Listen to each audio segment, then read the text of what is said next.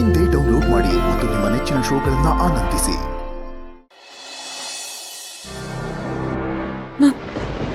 ನಂದಿನಿ ನಂದಿನಿ ನಂದಿನಿ ಮನೆಗೆ ಬಂದ್ಬಿಟ್ಲಾ?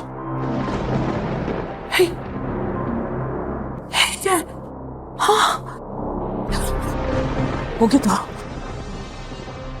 ಎಲ್ಲ ಮುಗೀತು. ನನ್ ಕಥೆನೇ ಮುಗ್ದು ಹೋಯ್ತು. ನನ್ನನ್ನಂತೂ ಅವಳು ಖಂಡಿತ ಸುಮ್ಮನೆ ಬಿಡಲ್ಲ ಅಲ್ಲ. ಅವಳು ಇದೇ ಮನೆಯಲ್ಲಿ ನನಗ್ ಕಣ್ಣು ಮುಂದೆನೆ ನಗನಾಗ್ತಾ ಓಡಾಡ್ಕೊಂಡಿದ್ರು, ನನಗ್ ಗೊತ್ತಾಗ್ಲಿಲ್ವಲ್ಲ. ಈಗಾಗ್ಲೇ ಅವಳನ್ನ ನನ್ ಸಿಕ್ಕ ಹಾಕ್ಸಿ ಇವು ನನ್ನ ಮೇಲಿಟ್ಟಿರೋ ನಂಬಿಕೆನೆಲ್ಲ ನಾಶ ಮಾಡ್ಬಿಟ್ಟಿದ್ದಾಳೆ. ಏನ್ ಮಾಡ್ಲಿ ಇದು? ನಾನು ಏನ್ ಮಾಡ್ಲಿ? ವೀರು ಹತ್ರ ಹೋಗಿ ಇವಳೆ ನಂದಿನಿ ಅಂತ ಹೇಳ್ಬಿಟ್ಲಾ? ಬೇಡ, ಆತ್ರ ಪಡೋದ್ ಬೇಡ. ಅವಳು ಎಲ್ರ ಮುಂದೆ ನನ್ನ ಸಿಕ್ಕಾಕ್ಸಿ ನನ್ನ ಬಣ್ಣನ ಬಯಲು ಮಾಡಿದ್ಲು. ಹಾಗೆ ನಾನು ಅವಳನ್ನ ನಾಳೆ ಎಲ್ರ ಮುಂದೆ ಅವಳ ಬಣ್ಣನ ಬಯಲು ಮಾಡ್ತೀನಿ. ಹೇಗೋ ವೀರುಗೆ ಅವಳ ಮೇಲಿನ ಕೋಪ ಕಮ್ಮಿ ಆಗಿಲ್ಲ. ಇದೇ ಚಾನ್ಸ್. ಸತ್ತಿದವಳು ಎತ್ತರ ಕಡೆ ಬಂದಿದ್ದಾಳೆ. ನಾನೇ ಅವಳನ್ನ ನನ್ನ ಕೈಯಾರೆ ಸಾಯಿಸ್ತೆ ಅಂತ ಅನ್ಕೊಂಡಿದ್ದೆ. ಆದ್ರೆ ಈಗ ಅವಳು ನನ್ನನ್ನೇ ಸಾಯಿಸಕ್ ಬಂದಿರೋದು. ನನಗೆ ಗೊತ್ತು, ನನ್ನನ್ನೇ ಸಾಯಿಸಕ್ ಬಂದಿರೋದು. ನಾಳೆನೆ ಮತ್ತೆ ಇವಳು ಮುಹೂರ್ತ ಇಡ್ತೇನೆ. ಈ ಮನೆನ ರಣರಂಗ ಮಾಡ್ತೀನಿ. ಬಿಡಲ್ಲ, ನಾನು ಅವಳನ್ನ ಸುಮ್ಮನೆ ಬಿಡಲ್ಲ.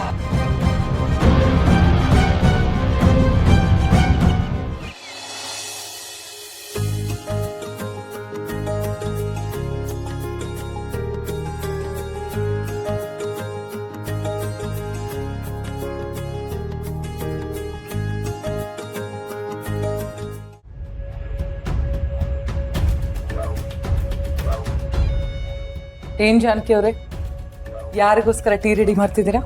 ಅದು ವೀರು ಅವ್ರಿಗೆ. ವೀರು ಅವ್ರಿಗ?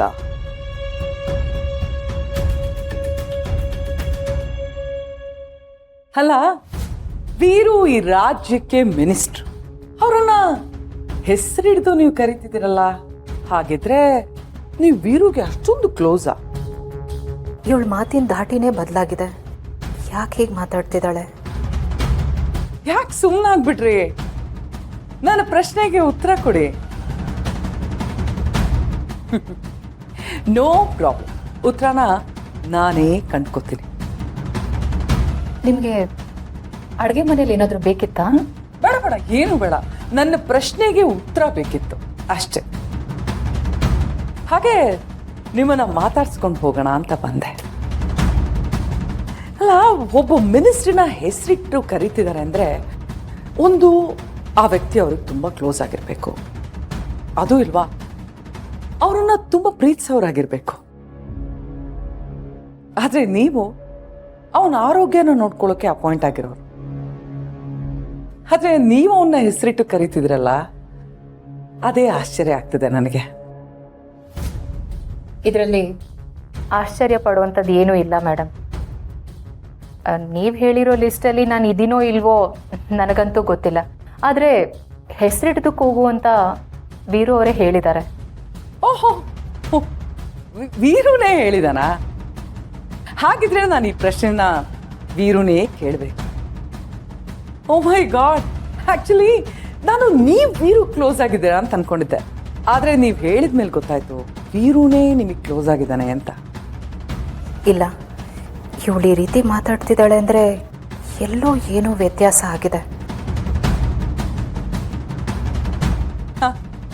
ಎನಿವೇಸ್, ನಾನು ಮಾತಾಡಿಸಿ ನಿಮಗೆ ತೊಂದರೆ ಕೊಡ್ತಿದ್ದೀನಿ ಅಂತ ಅನ್ಸುತ್ತೆ. ನಡಿ, ನೀವು ನಿಮ್ಮ ಕೆಲಸ ಮುಂದುವರಿಸಿ. ಟೀ ಆರೋಗ್ಬಿಡುತ್ತೆ, ಬಿಸಿಯಾಗಿರುವಾಗಲೇ ತೊಗೊಂಡೋಗಿ ಕೊಡಿ. ಯಾಕಂದರೆ ವೀರು ಆರೋಗ್ಯ ನಿಮಗೆ ತುಂಬ ಮುಖ್ಯ ಅಲ್ವಾ? ಅಂದರೆ ಅಂದ್ರೆ ನಿಮ್ಮ ಕರ್ತವ್ಯ ಅದೇ ತಾನೆ.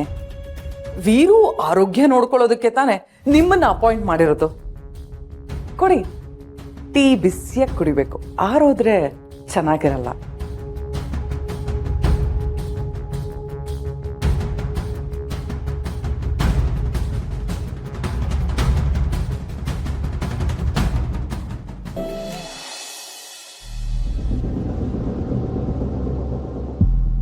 ಇವತ್ತು ಆ ನಂದಿನಿ ಮುಖವಾಡ ಕಳಿಸಿ ಬಿಡ್ಬೇಕು.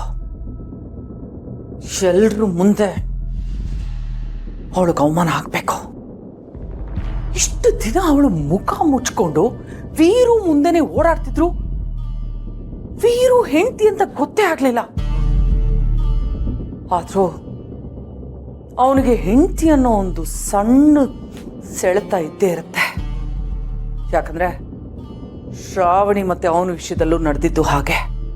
ನಾನು ಎಷ್ಟು ಸಲ ವೀರು ಅವಳು ನಿನ್ ರಕ್ತ ಅಲ್ಲ ಅಲ್ಲ ಅಂತ ಹೇಳಿದ್ರು ಅವನಿಗೆ ಅವಳು ಬಗ್ಗೆ ತಂದೆ ಮಮಕಾರ ಕಮ್ಮಿನೇ ಆಗ್ಲಿಲ್ಲ. ಇಲ್ಲ, ನಾನೀಗ್ಲೇ ಏನಾದ್ರೂ ಮಾಡಲೇಬೇಕು.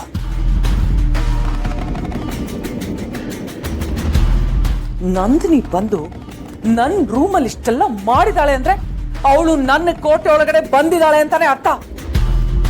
ಇಲ್ಲ, ಅವಳನ್ನ ಇಮಿಡಿಯೇಟ್ ಆಗಿ ಮನೆಯಿಂದ ಆಚೆ ಹಾಕ್ಬೇಕು. ವೀರುಗೆ ಇವಳು ಜಾನಕಿ ಎಲ್ಲ ನಂದಿನಿ ಅಂತ ಹೇಳ್ಬೇಕು. ಮತ್ತೆ ವೀರು ಕಣ್ಣಿಗೆ ಅವಳು ಮಣ್ಣೆರ್ಚಿದಾಳೆ ಅಂತ ವೀರು ಗೊತ್ತಾದ್ರೆ ಅವನೇ ಅವಳು ಕುತ್ತಿಗೆ ಹಿಡಿದು ಮನೆಯಿಂದ ಆಚೆ ಹಾಕ್ತಾನೆ.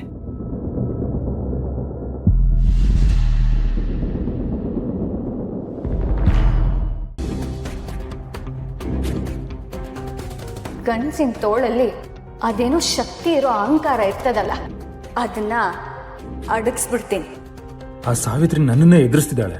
ನಾನೊಬ್ಬ ಗಂಡಸಾಗಿ ಇಷ್ಟೆಲ್ಲ ಶಕ್ತಿ ಇದ್ದು ಅವಳಿಗೆ ಯಾಕೆ ಎದುರ್ಕೋತಿದ್ದೀನಿ? ಅವಳು ನನ್ನ ಎದುರಿಗೆ ಬರ್ತಿದ್ದಾಗೆ ನಂಗೆ ಯಾಕೆ ಭಯ ಆಗ್ತಿದೆ? ಅಷ್ಟಕ್ಕೂ ಅವಳಿಗಿಂತ ಶಕ್ತಿ ಧೈರ್ಯ ಏನಾದರೂ ಹೇಗೆ ಬಂತು?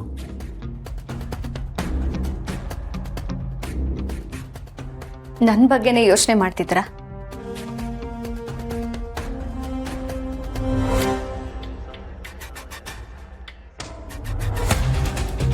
ನೋಡಿ ಸಾವಿತ್ರಿ, ನೀನು ಇದುವರೆಗೂ ಏನು ಮಾಡಿದ್ಯೋ ಅದನ್ನೆಲ್ಲ ನಾನು ಕ್ಷಮಿಸ್ಬಿಡ್ತೀನಿ. ನನ್ನನ್ನು ಅಂಡರ್ ಎಸ್ಟಿಮೇಟ್ ಮಾಡಬೇಡ. ಸುಮ್ಮನೆ ನನ್ನ ಪಾಡಿಗೆ ನನ್ನ ಬಿಟ್ಬಿಡು, ಆಯಿತಾ? ನಾನು ಎಷ್ಟು ಕೆಟ್ಟವನು ಅಂತ ನಿಂಗಿನ್ನ ಗೊತ್ತಿಲ್ಲ. ರಾಕ್ಷಸ ನಾನು.